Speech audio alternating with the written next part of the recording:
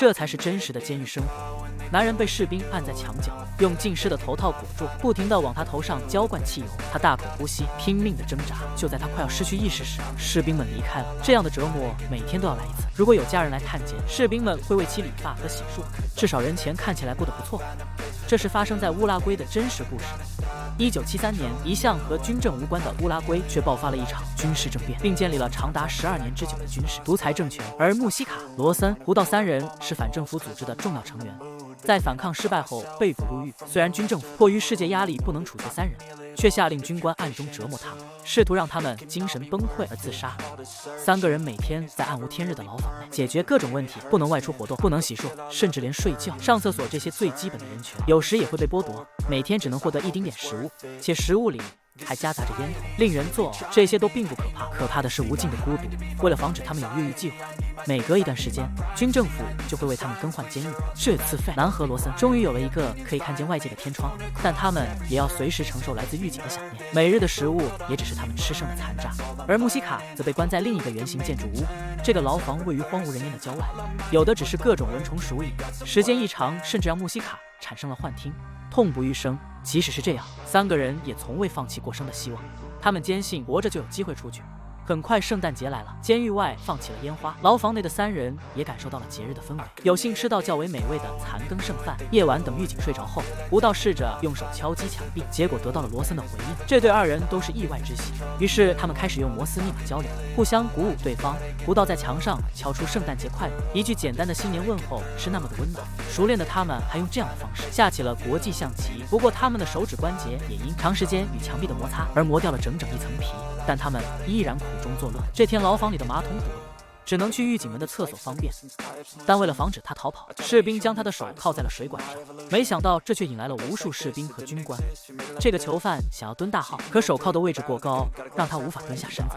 他请求士兵把手铐松开一点，但得到的答复却是没有授权。无奈的他只好告诉士兵，不让他蹲下，他就只能拉得到处都是。于是为了解决这个让他松开手大便的授权问题，看守找到了下士，下士找到了中士，中士又找到了中尉，到最后整个厕所里挤满了从上到下的各级军官，可依然没有一个人做出粘手铐的决定。这事情传到了将军的耳中，当将军来到厕所时，看到这荒诞的一幕，大声的斥责他们，说完扭头便离去。其他人听后也只能庆幸的离开，直到最后也没人帮胡道打开手铐，他也只能就这样开始了他的操作。没多久，3人被再次转移到新的监狱，他们的活动范围还被限制在一个长方形的边框里。狱警们来回巡视，使得他们不敢有一点越界。这天，罗森听到2个狱警在讨论怎么才能追求自己心爱的女孩，于是他便大胆地提议帮忙写情书，给他心爱的姑娘一份惊喜。一开始狱警碍于面子没有立即答应，但随后那位狱警又偷偷摸摸地带来纸笔，根据罗森的建议写下了一封浪漫的情书，果然帮狱警追到了女孩。但这点事情被监狱的中士给知道，中士很快叫来了罗森，本以为会受到严厉的处罚，但没想到中士也同样的拿出纸笔，想让他帮忙写一份情书。拿到纸笔的罗森把对爱人的情感和思念融入其中，写出了一封感人至深的情书。之后为了报答罗森的恩情，中士还会在收听足球转播的时候故意调大音量，让身处绝境之中的3人在精神上得到了一丝慰藉。但好景不长，3人再一次被转移，这次的牢房在地下隧道，狭小的牢房连头都抬不起来，压抑的环境伴随着各种各样嘈杂的声音，3个人都产生了严重的幻觉。穆西卡已经有点疯癫，他的母亲也终于得到了探监的允许。看着儿子萎靡不振的样子，母亲十分难受，她大声地告诉儿子一定要振作起来，不能被他们夺走心智，要坚强地活着。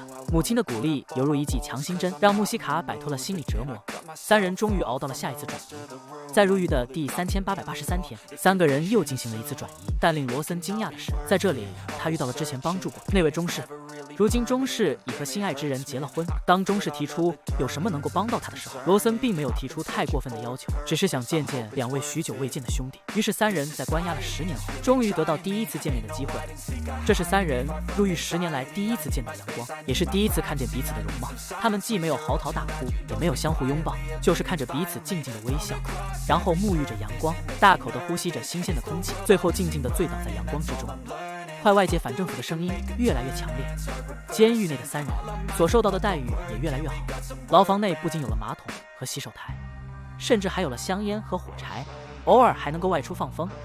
这天，胡道被士兵带出去放风，囚犯们看到胡道的出现，纷纷呼喊他的名字。他笑了，穆西卡和罗森也笑了，他依旧还是那个民主英雄。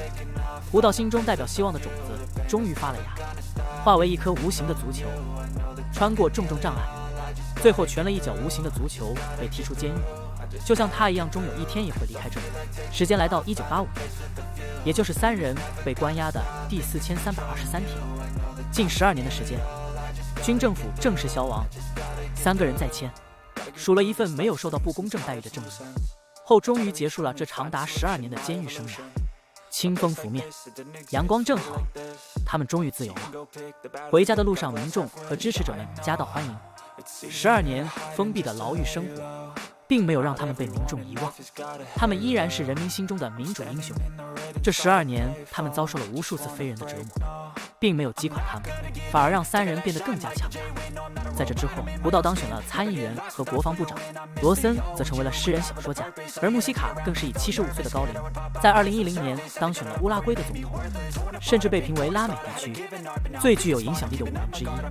他们3个人用自己强大而坚强的意志力，熬过了人生当中最黑暗的一段日子。他们用自己的亲身经历告诉全世界，只要坚持，希望就一定会到来。